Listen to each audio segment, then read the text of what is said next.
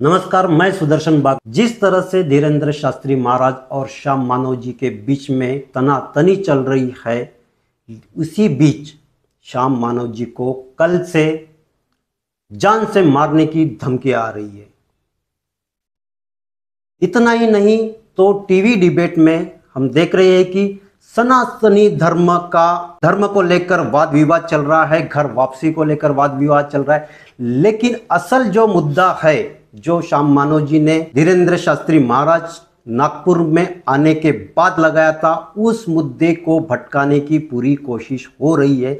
लेकिन उससे पहले हम जानते हैं, श्याम मानव जी, आप हमें बताइए कि आपको किस तरह की धमकियां आ रही है, कब से आ रही है और कितनी धमकियां अब तक आई है? वैसे तो धमकियां जब से धीरेन्द्र कृष्ण महाराज जी को आह्वान दिया हमने 9 जनवरी से, उसी के बाद में धमकियां थोड़ी बहुत आनी शुरू हो गई थी। अब ज़्यादा बड़े पैमाने पर आ रही है क्योंकि सब जगह भारत में ये बात फैल गई है। इसलिए कल रात को क्षितिज के यानी मेरे बेटे के मोबाइल पर धमकी आई थी कि मानव जी का दाभोलकर कर डालेंगे। आज ऐसी धमकी आई कि मेरे मोबाइल पर कि 2 बजे तुम्हारा मर्डर करेंगे, तुमको गोली मार देंगे। तो इस ढंग की धमकियां तो आ रही है, लेकिन ये धमकियां हमारे लिए नई नहीं है। मैं 40 सालों से इस फील्ड में काम कर रहा हूं। मैं भगवान और धर्म के खिलाफ कभी बात नहीं करता, लेकिन धर्म और भगवान के नाम पर जो ठगी होती है उसके खिलाफ हम 40 सालों से काम करते आए हैं। और बाबाओं का नाम लेकर, मांत्रिकों का नाम लेकर जो लोग इस ढंग से ठगते हैं, ऐसे लोगों का नाम लेकर बोलते आए हैं। तो इसलिए धमकियां हमेशा आते गई, उसको हम अपने तरीके से हैंडल करते गए अभी तक। लेकिन इस प्रकार पहली बार ऐसा हो रहा है कि लोग जाहिर तरीके से टेलीफोन पर गालियां भी दे रहे, बोल भी रहे। लेकिन ठीक है, ये मेरे काम का हिस्सा है। जब मैंने ये काम शुरू किया था तो उसके पहले मेरे भाषण की केवल मैं तारीफ सुनता था, लेखन की केवल तारीफ सुनता था। और जब से काम शुरू किया तब से गाली सुनना शुरू किया है, तो 40 सालों से गालियां सुन ही रहा हूं। हमारे यहाँ महाराष्ट्र में खास कर 4 मर्डर्स हुए हैं। डॉक्टर नरेंद्र दाभोलकर 2013 में 20 अगस्त को उनका मर्डर हुआ। उसके कुछ माह बाद गोविंद जी पानसरे, ये भी बहुत प्रोग्रेसिव समाज विचारक थे, उनका भी मर्डर हुआ।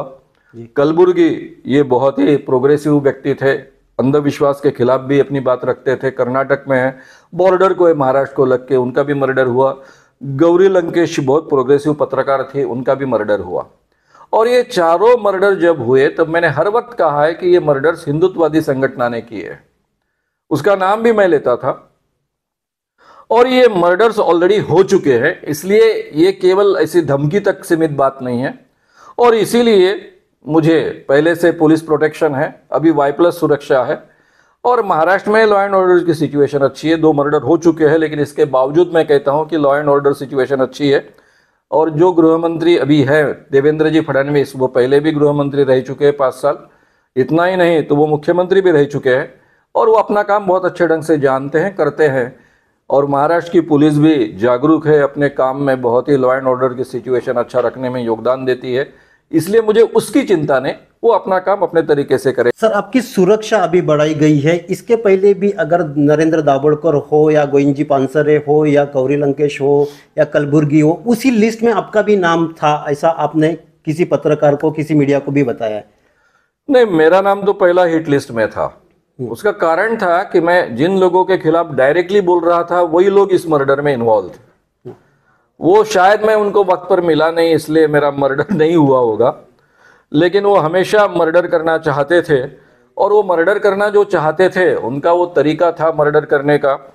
उसके बारे में मैंने कई साल पहले पुलिस को लिखित स्वरूप में अर्जी दी थी कि ये लोग इस ढंग से भी आगे चलकर बंदूकों से भी मर्डर करेंगे, पिस्तौल से भी मर्डर करेंगे। ये पहले ही मैंने लिख कर दिया था। अब ये सब बातें तो है, बहुत अच्छे ढंग से चल रही है।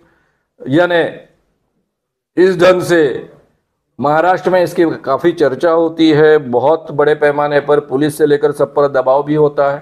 तो इसलिए पुलिस अपना काम अपने ढंग से करेंगी, और देवेंद्र जी फडणवीस अनुभवी गृह मंत्री है, उन पर मेरा विश्वास है, इसलिए उसके बारे में कुछ बोलने की आवश्यकता नहीं है, ऐसा मुझे लगता है।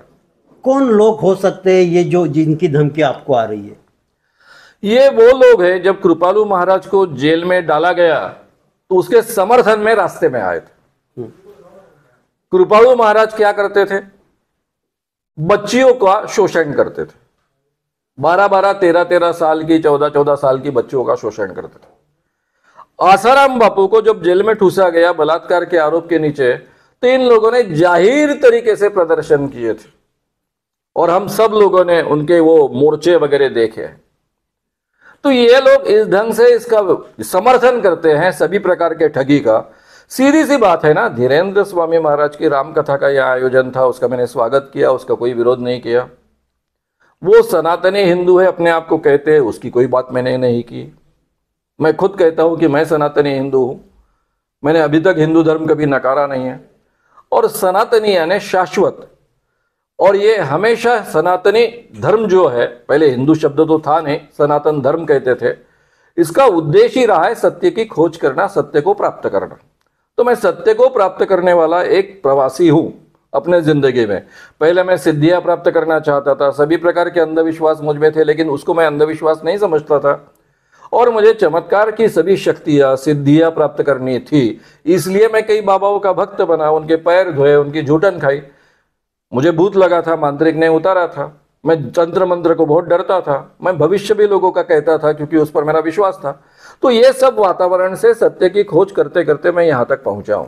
जब मुझे पता चला कि ये सब बातें झूठी हैं, तभी मैंने ये काम की शुरुआत की है। अब सीधी सी बात है, धीरेन्द्र महाराज के किसी इस बात को अगर मैं विरोध नहीं करता हूं, केवल उनकी जो दावे हैं कि वो कहते हैं अपने आप उनको सब पता चलता है, दिव्य दृष्टि है उनमें, और उसके जरिए भक्तों का नाम, उनके पिताजी का नाम, फोन नंबर और उनकी उम्र पता चलती है, और किसके घर में क्या रखा पता चलता है। तो उसी के आधार पर यह आह्वान डिजाइन कर फ्रॉड एंड प्रूफ कंडीशंस के अंदर ये सिद्ध करे। अगर ये सिद्ध करते हैं तो चमत्कार सिद्ध हो जाएंगे, बात ही खत्म हो जाएगी। तो इसमें इतना गुस्सा होना, इसके प्रति इतने पद्धति से अनाप शनाप बोलना, या फिर धर्म के खिलाफ ये ऐसा मानना, मैं धर्म के खिलाफ नहीं हूं, बार बार कह चुका हूं। 40 सालों से काम कर रहा हूं, मैं कोई आज पहली बार काम नहीं कर रहा हूं, और ये कोई पहले बाबा नहीं है जिनको मैं एक्सपोज करने की कोशिश कर रहा हूं। आज तक हजारों बाबाओं को, मांत्रिकों को, शरीर में देव देवी लाने वाले लोगों को, और इतना ही नहीं तो ज्योतिषियों को हमने जाहिर तरीके से एक्सपोज किया है। इसीलिए नागपुर शहर का नाम पोलखोल शहर बना है।